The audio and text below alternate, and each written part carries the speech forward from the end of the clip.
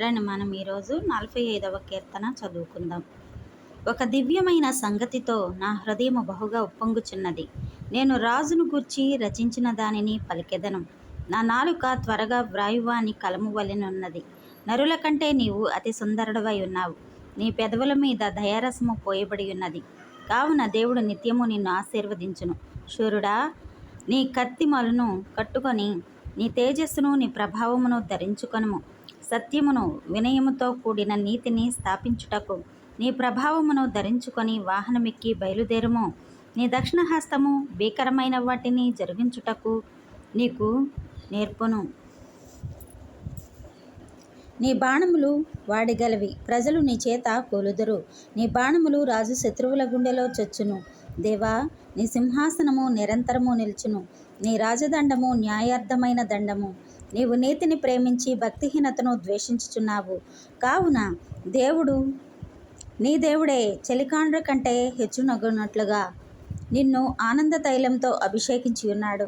నీ వస్త్రములెల్లా గోపరస వాసనే, అగరు వాసనే, లవంగి పట్ట వాసనే.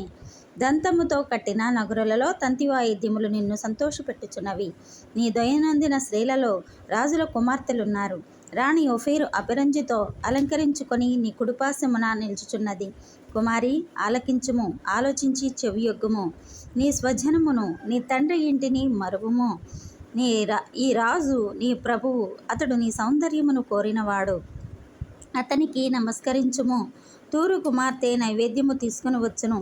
జనులలో ఐశ్వర్యవంతులు నీ దయను వెతుకుదురు. అంతఃపురములో నుండు రాజకుమార్తె కేవలము మహిమగలది. ఆమె వస్త్రము బంగారు బుట్టా పని చేసినది. విచిత్రమైన పనిగల వస్త్రములను ధరించుకొని రాజునొద్దకు ఆమె తీసుకొని రాబడుచున్నది. ఆమెను వెంబడించు ఆమె చెలికత్తెలైన కన్యకులు నీ యొద్దకు తీసుకుని రాబడుచున్నారు. ఉత్సాహ సంతోషములతో వారు వచ్చుచున్నారు. రాజనగరులో ప్రవేశించుచున్నారు. నీ పితరులకు ప్రతిగా నీకు కుమారులుందరు. భూమి అందంతటా నీవు వారిని అధికారులుగా నియమించెదవు.